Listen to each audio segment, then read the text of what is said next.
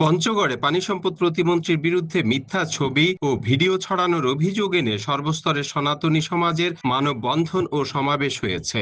বর্তমান সরকারের পানি সম্পদ প্রতিমন্ত্রী এবং পঞ্চগড় ২ বোদা দেবীগঞ্জ আসনের সংসদ সদস্য ফরহাদ হোসেন আজাদের ছবি এআই প্রযুক্তির সাহায্যে সামাজিক যোগাযোগ মাধ্যমে আপত্তিকর ও ভুয়া ভিডিও ছড়ানোর তীব্র প্রতিবাদ জানিয়েছে বোদা উপজেলার সনাতনী সমাজ। কেন একত্রিত হয়েছি? কারণ এই দেবীগঞ্জের সনাতনী সমাজ কষ্ট পেয়েছে, আহত হয়েছে। কেন কষ্ট পেয়েছে?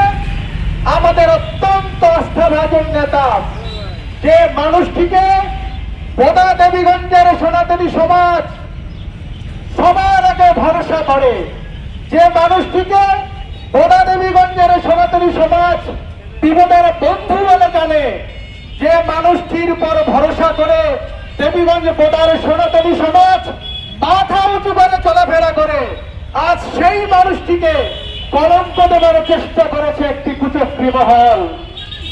এই কলঙ্ক দেবার চেষ্টা সনাতনী সমাজ কোনোভাবেই মানতে পারে নাই। আমরা সনাতনীর পক্ষ থেকে এইসব নোংরামিকে ধিক্কার জানাচ্ছি। এই সভা মঞ্চ থেকে তৎসঙ্গে বর্তমান সরকারের প্রতি আহ্বান জানাচ্ছি, এই কুচক্রী মহল আপনারা যদি এই মুহূর্তে এদেরকে থামাতে না পারেন, আজকে আমাদের ফরহাদ হোসেন আজাদ সাহেবের সঙ্গে যে ব্যবহার করেছে, একে একে প্রতিটা সদস্যের জন্য এরা এই কাজ করে থাকবে। তাই এই মঞ্চ থেকে আমি অনুরোধ করব আমাদের বর্তমান সরকারকে এই মহলকে অনতি বিলম্বে আইনের আশ্রয় নিয়ে আসে দৃষ্টান্তমূলক শাস্তি দেয়।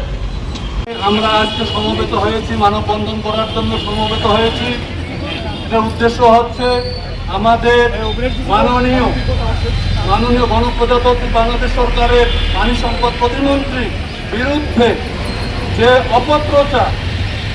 অপপ্রচার একটি চক্রান্তকারী মহল প্রচার করেছে, এর আমরা তীব্র নিন্দা এবং তীব্র প্রতিবাদ জানাচ্ছি। মিল নাই।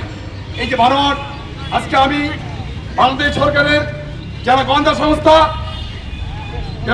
সংস্থা আছে বেশ কয়েকজন, তাদেরকে আমি মাননীয় মন্ত্রী মহোদয় বলবো, তার মাধ্যমে আপনি উদ্ধার করেন কার আইডি থেকে পোস্ট করা হলো এবং কার সঙ্গে কাজ জড়িত।